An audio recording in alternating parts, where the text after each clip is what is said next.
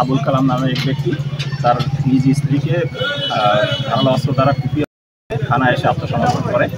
আমরা গতকালকে রাতেই আসলে হত্যাকাণ্ড ধারালো অস্ত্রটি উদ্ধারের জন্য অভিযান পরিচালনা করি, কিন্তু রাতের অন্ধকার হয়, সেটি উদ্ধার করা সম্ভব হয়নি। আজ দুপুরে পুনরায় আমরা অভিযান পরিচালনা করি এবং নাথপট্টি লেকের পাশ সংলগ্ন ড্রেনের মধ্যে থেকে আমরা এই ধারালো অস্ত্রটি উদ্ধার করতে সক্ষম হয়েছি, যেটা আপনারা এখন দেখতে পাচ্ছেন। আমরা গ্রেপ্তারকৃত আসামিকে হত্যা দিয়েছি এবং তাকে বিজ্ঞ আদালতে আজকে প্রেরণ করবে। কি কারণে হত্যা বলেছেন তিনি, একটু কারণটা? আমরা আসলে প্রাথমিক তদন্তে যেটা জানতে পেরেছি তাদের মধ্যে পারিবারিক কলহ ছিল, সেটা থেকেই দ্বন্দ্বের কারণে।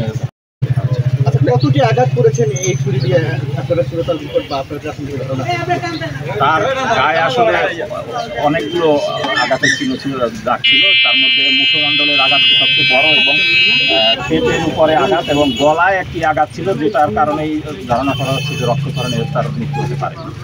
যে ছুরিটি উদ্ধার করা হয়েছে এটা কতটুকু বা কত ইঞ্চি হতে পারে? এটা আসলে এখন আমরা মাপ দিইনি, তবে আনুমানিক কত ইঞ্চি হতে পারে? 8 ইঞ্চি হবে। এখানে যে আমরা একটু একটা বিষয়